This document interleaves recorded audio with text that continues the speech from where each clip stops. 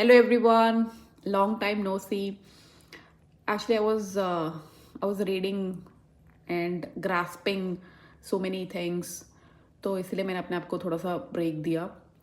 तो today I want to talk about questions which are larger than life, है ना. तो कभी कभी हम लोग वी डू क्वेश्चंस थिंग्स कि ऐसा हो रहा है तो क्यों हो रहा है, on the existence, on our existence, like why are we here, right? Which is, I mean, these kind of questions are larger than life. So I think nature tries to teach you, or it tries to give you hint, and it's only on us if we want to grasp those things or just try to understand. तो जैसे कि एक pattern में चल रहा होता है, अब सनराइज होता है, सनसेट होता है, ये पैटर्न में चल रहा है. What it tries to teach you कि there is no start and there is no end. हम बता ही नहीं सकते कि कब ऐसा स्टार्ट हुआ था.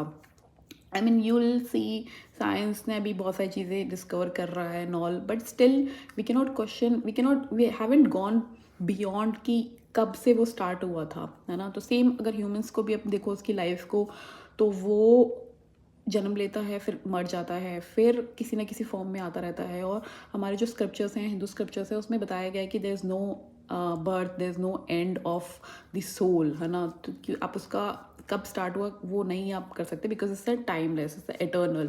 सनातन धर्म को भी बोला जाता है कि इट्स एन एटर्नल. तो अगर हम लोग अपनी डेली लाइफ को भी देखें, मतलब there is a very beautiful movie if you want to watch it, Groundhog Day. तो उसमें बहुत मतलब ऐसे दिखाया गया कि काइंड ऑफ एक रिडंडेंट लाइफ चलती रहती है ना. तो अगर आप अपनी डेली इसको देखें कि what nature tries to teach you. आप सुबह उठते हो, आपको एक सपना आया होता है, तो व्हाट सपना में क्या आता है बेसिकली सपने में ये आपको यही जो आपके वेकिंग स्टेट में जो आपने देखा होता है, करा होता है, वही आपको आता है.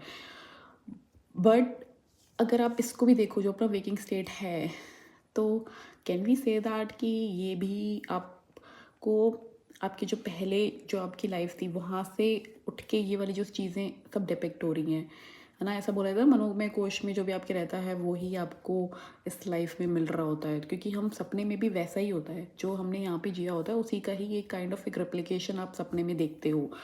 और वहाँ पे हम भूल जाते हैं अपने वेकिंग स्टेट के बारे में कि कौन थे, कहाँ जॉब करते थे, क्या पढ़ाई करी थी, ऐसा कुछ भी याद नहीं रहता है. सेम वेकिंग स्टेट में भी आपको पहले जो आपकी लाइफ है उसके बारे में कभी कुछ भी याद नहीं आता है. तो इसको अगर मतलब हमारे अद्वैत फिलॉसफी में बताया गया कि if you try to be in साक्षी भाव अवेयरनेस में रहते हो, तो you will be able to see the patterns how it's going. So yeah, thank you so much. I try to explain more. Thank you so much. Bye, take care.